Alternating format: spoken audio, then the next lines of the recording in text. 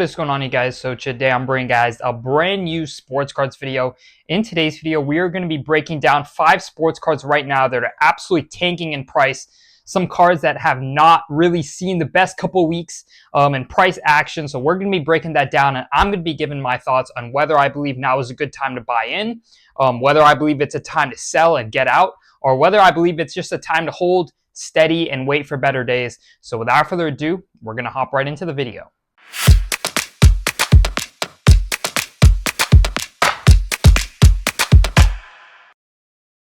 All right, guys, so the first player that we have on our list is none other than Anthony Richardson. Now, Anthony Richardson has had a quite rough season thus far. Of course, the Colts have not been performing, and he got benched for Joe Flacco. So a lot of this offseason, a lot of people were speculating on Anthony Richardson and how his cards were going to perform. As you guys can see, his cards are down over 60% in the last 90 days. Some of his premier cards are down even more than 60%.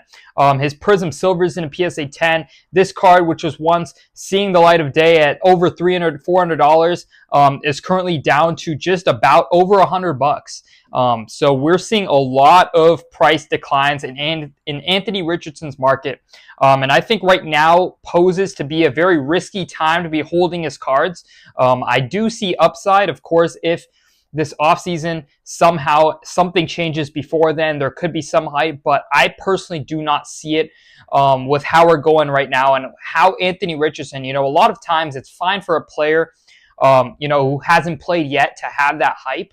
But as soon as a player plays and doesn't meet expectations, that is usually when prices go down quite a lot, because people have, the hype dies pretty quickly. Because, if you haven't performed, a lot of the people on your ship have now, hopped off the ship because you haven't performed. And I think that's what we're seeing in Anthony Richardson's market. It's been absolutely crushed recently. I know some people buying in just because of the great opportunity, quote unquote, because it's low. But I personally would hold off for now. I think if he doesn't end up playing this season, his prices will definitely bottom out in a couple months.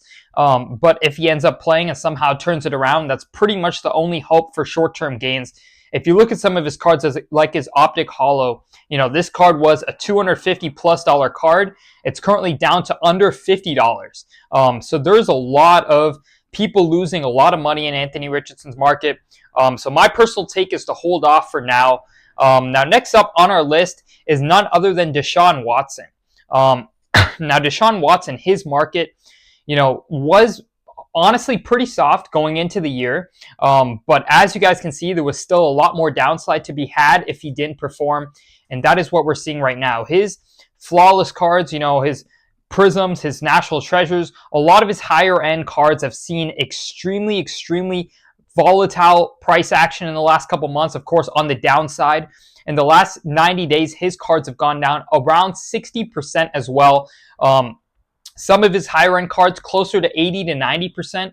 Deshaun Watson's just one of those guys where you look at his age, you look at his history, you look at his team, and there's just not much to be excited about right now. And I think that's why we're seeing such a steep decline.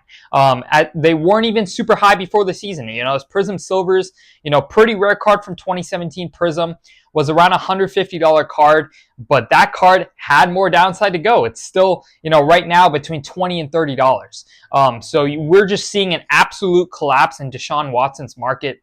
And I just personally, I would say any money at this point is better than nothing. If you're looking at Deshaun and just, the odds of him pulling it off right now is looking lower and lower week by week. And the hope just continues to die down. So if you have a higher end card of his and it's worth any meaningful money, I would definitely say it's probably a good time to sell off, cut your losses, and reinvest that into, an investment that has, some merit, I would say. Hate to be harsh, but that's truly how I feel. Now, next up on our list is none other than Will Levis. Will Levis is another player on this list that, had all this hype before this year. You saw his black and red checker in a PSA 10. This card was over $1,000 at one point. Multiple sales for over $1,000. And it's currently down to around $250. So overall, his cards are down roughly 75% over the last 90 days. If you're investing in players like these before the season, you have to assume this is the risk.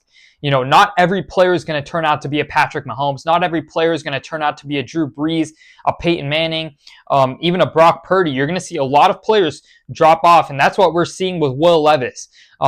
His cards were sitting higher than they should have preseason. I think anyone, can look at before the season and kind of understand that, looking back, they were priced extremely high. As downtown PSA 10s were around $1,000.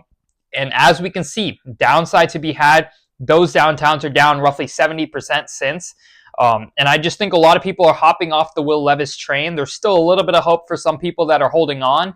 But I just personally don't see it. It's kind of a similar boat to Anthony Richardson. It's like some quarterbacks just don't have it. And I understand that some are young, and they still have some room to grow over time. We saw a lot of quarterbacks such as Jordan Love sit behind Aaron Rodgers for a while, and it took him some years to really develop into an elite quarterback.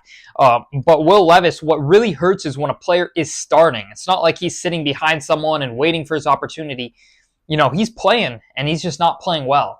And I think that's where we're seeing a lot of the sell-off coming from. So you can get a lot of his cards right now for super, super cheap numbers. Do I think it's a good time to buy in? I think it's a risky time to buy in. I wouldn't say it's absolutely hopeless, but at this point in time, I would definitely say, you have to be prepared. If you have any Will Levis card or Anthony Richardson card, if you're holding, you have to be prepared to pretty much go to zero, in my personal opinion. So, that's what I'm seeing in the market and what I believe is happening with Will Levis and Anthony Richardson and Deshaun Watson.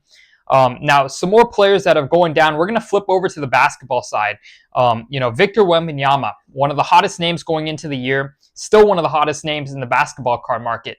But a lot of people were realizing that his cards as well were, the hype was a little bit overblown for them. And I think a lot of people are seeing that now. We're seeing a lot of sellers, in Victor Wembanyama's market. And I think the biggest thing is he's already the 15th most graded player of all time. We're just seeing his supply continue to increase. And unless his demand is going up at a multiple, percentage every single year, I just don't see his market bouncing back anytime soon. We're seeing his market down close to 30% over the last 90 days. And a lot of people are panic selling Victor Wembanyama because they don't understand why. He's not playing horribly. He's having some good games. He's still showing that potential. But I think it's just hype was a little bit overblown and supply is way too out of control for his prices to really even stay steady. If supply is going up by 2 to 3 times every couple months, demand's going to have to go up by that same, 2 to 3 times every single couple months if you're going to see his card prices even break even, let alone go up. So I just don't see that supply-demand graph really playing out in the long term for Victor Wembanyama's market. And I think that's the market reacting to, that truth. And I think that's what we're seeing right now in Victor Wembanyama's market. Now, next up on the list, we're going to stick with basketball. Of course, we got Kawhi Leonard. I'm going to briefly go through a couple of these guys and just kind of give my brief thoughts. For Kawhi Leonard, I think for him, the biggest thing is there could be a good buying opportunity for the long term if his cards continue to suffer. But right now, we're just not seeing much hope for him getting back on the court. So we're seeing a lot of his cards continue to stay at super low levels. They were already super low because he didn't really play much of last year.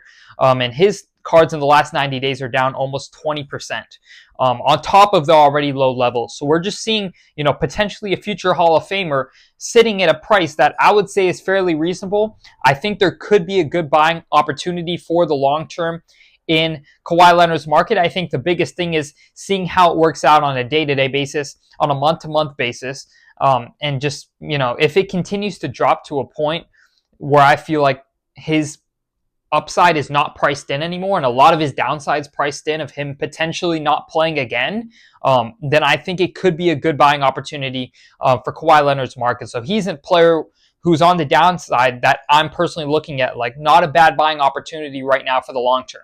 Another guy that we're going to quickly break down is Tyrese Haliburton. Now, Tyrese Haliburton has had a pretty rough start to the year. He hasn't quite met expectations thus far. The East is looking to be quite Celtics dominated right now, and I think a lot of that's getting priced in. His cards are down around 10% over the last 90 days, and basketball in general is having a little bit of a tumble.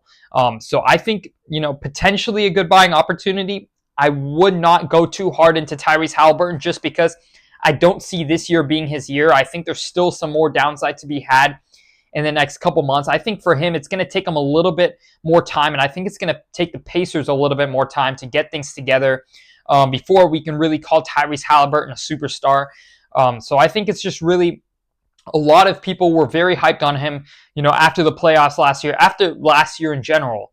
And right now we're just seeing his cards a little bit overshadowed by a lot of other young players. And that's what I'm currently seeing in Tyrese Haliburton's market. But I really hope you guys did enjoy this video. If you guys did enjoy, make sure to drop a like and subscribe. We just hit 50,000 subscribers, so I want to thank you guys so much for all the support recently. Other than that, I hope you all enjoyed, and I'm out.